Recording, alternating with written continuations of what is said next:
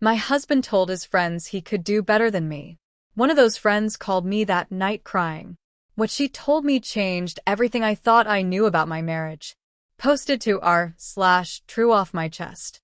I want to start with a specific image because I think it is the image that will stay with me the longest from everything that happened last month. I am sitting on the bathroom floor at 11:30 at night, back against the tub, phone in my hand, listening to my husband's friend Serena cry on the other end of the line.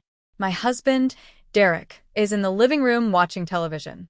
I can hear the low sound of it through the wall. He does not know Serena has called me. He does not know what she is telling me. He does not know that the version of himself he performed for his friends earlier that evening is, at this exact moment, being delivered to me in full detail by a woman who said she could not sleep, could not let it go, and needed me to know. I had been married to Derek for 4 years. I had been with him for 7. I thought I knew the shape of him, the whole shape, the parts that were good, and the parts that were difficult, and the parts that require me to adjust, and the parts that I had quietly accepted as the cost of loving him. People always have costs. I had paid mine without complaint for 7 years because I believed the investment was sound. Serena talked for 45 minutes. When she was done, I sat on the bathroom floor for another 30 minutes without moving. Then I got up. I washed my face.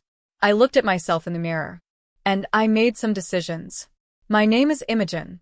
I am 33 years old. I have been with Derek, who is 36, since I was 26 and he was 29. We met at a work conference, not the same company but overlapping industries, and he approached me at the conference dinner, and we talked for 3 hours, and I thought, this is someone worth knowing.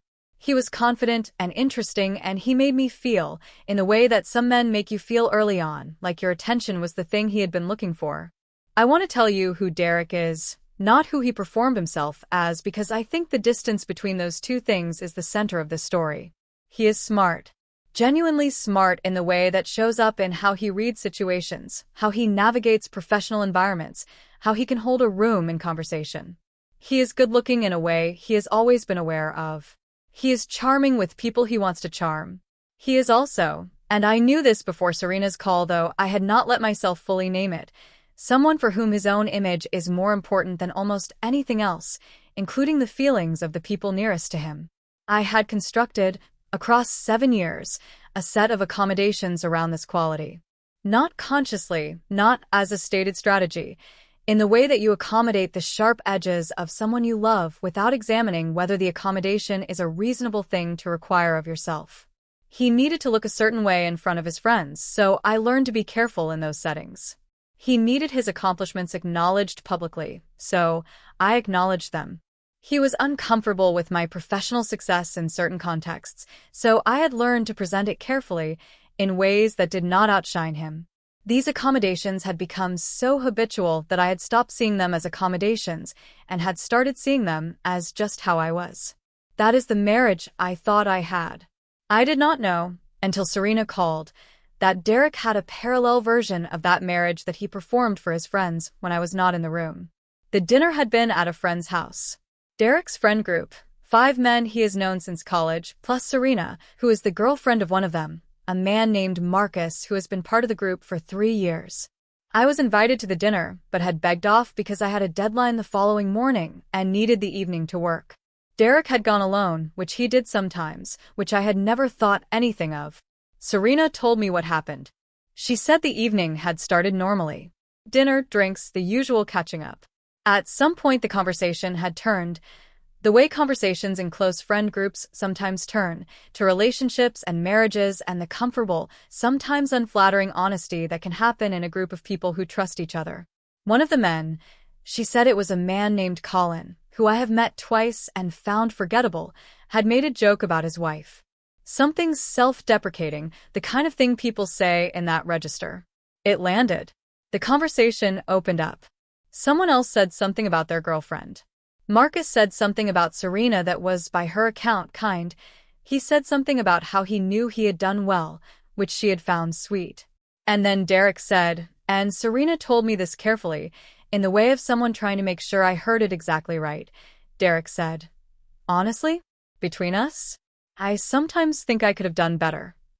Serena said the room went a little quiet.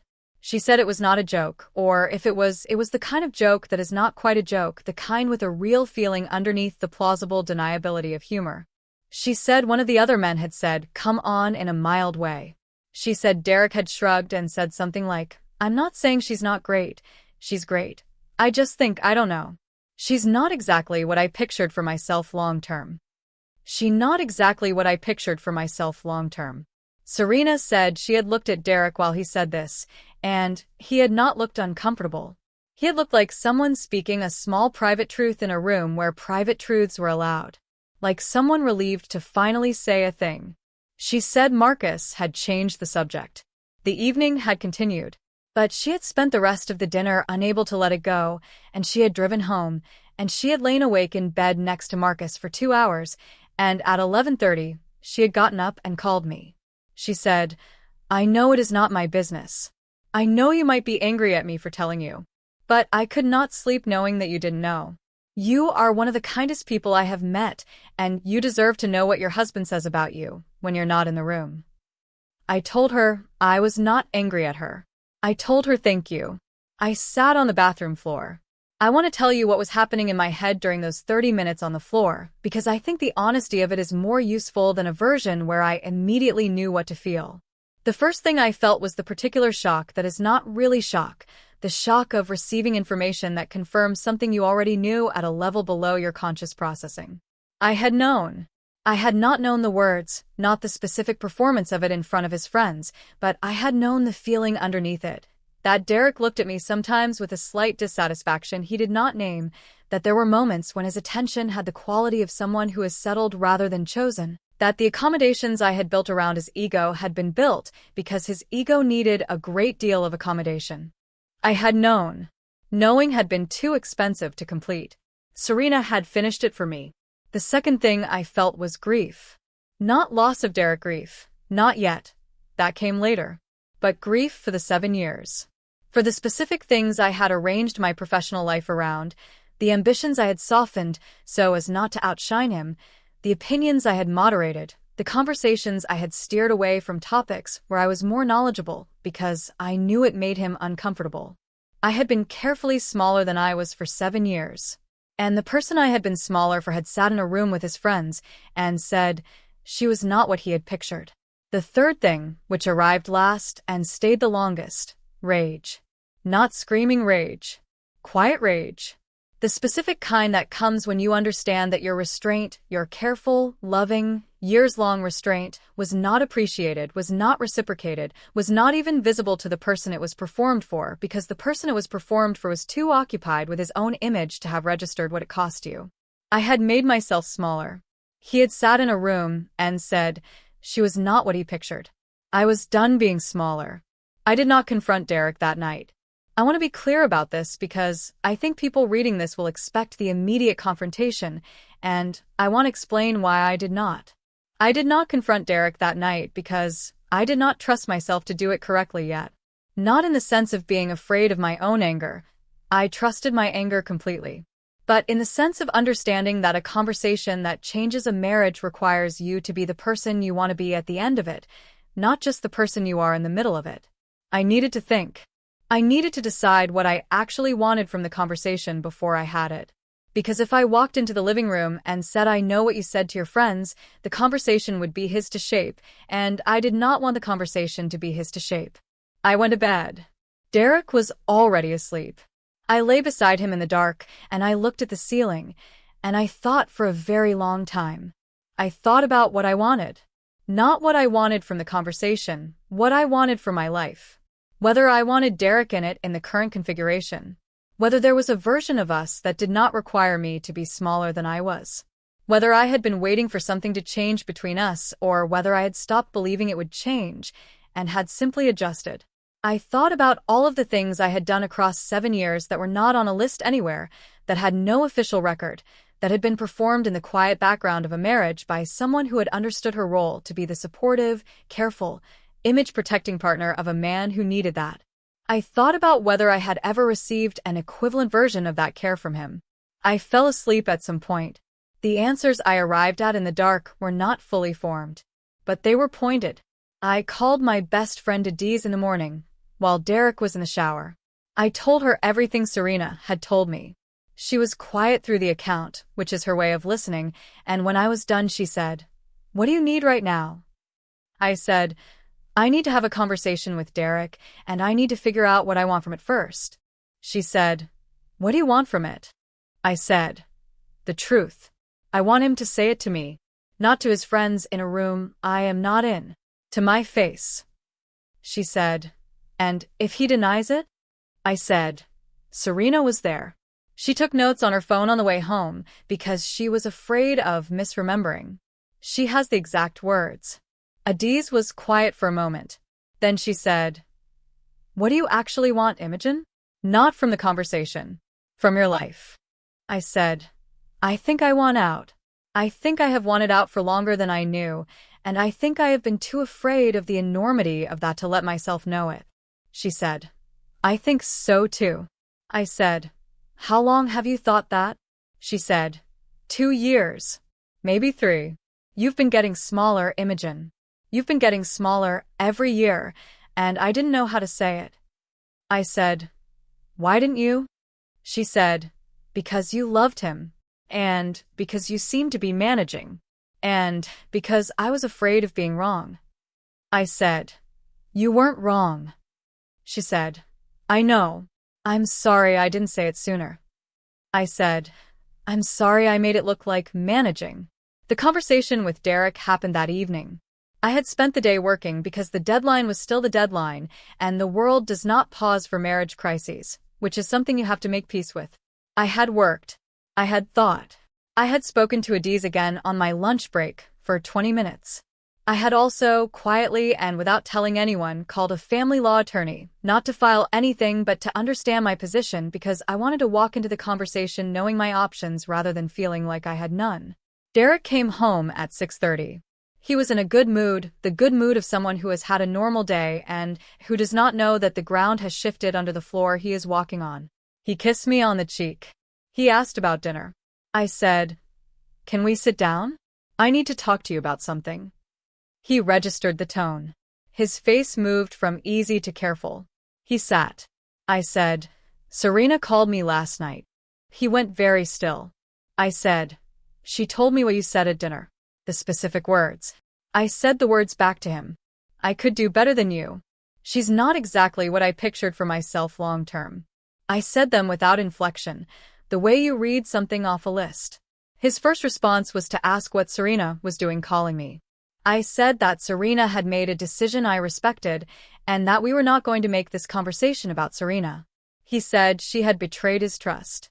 I said that loyalty has a direction and that Serena had chosen the direction of her loyalty, and I was not going to judge her for it. He tried several things in the following minutes. He said he had been drinking. I said that people sometimes say true things when they are drinking. He said it was locker room talk, just how men talked. I said I did not accept the premise that men talk about their wives as disappointments, and that is just how it is. He said it was taken out of context. I said there is no context in which "I could do better than you" is a neutral statement about your marriage. He said he was sorry. I said, "Derek, I need you to understand something. I have spent 7 years making myself smaller around you.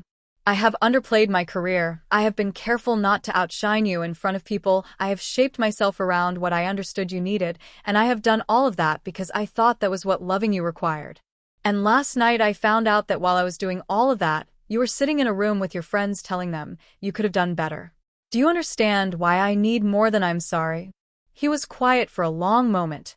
He said, "I didn't realize you had been doing all of that." I said, "I know." He said, "If you had told me you were feeling like you were making yourself smaller," I said, "You would have what?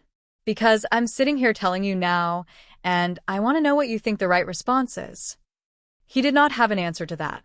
I said, "I think the honest thing is that you said something true last night. Not in the way you meant it, but you told your friends that you had settled. And I want to know if you believe that." He looked at the table. He said, "Sometimes." That is the sentence. Not "I'm sorry I said it." Not "of course I don't feel that way." Sometimes. Sometimes he believed he had settled. I said, "Thank you for being honest." I got up and went to the bedroom, and I sat on the bed, and I cried for about 20 minutes. Not because he had admitted it, I had already known, but because he had finally said it to my face, which was what I had asked for, and what I had asked for was exactly as painful as I had expected, and also exactly right.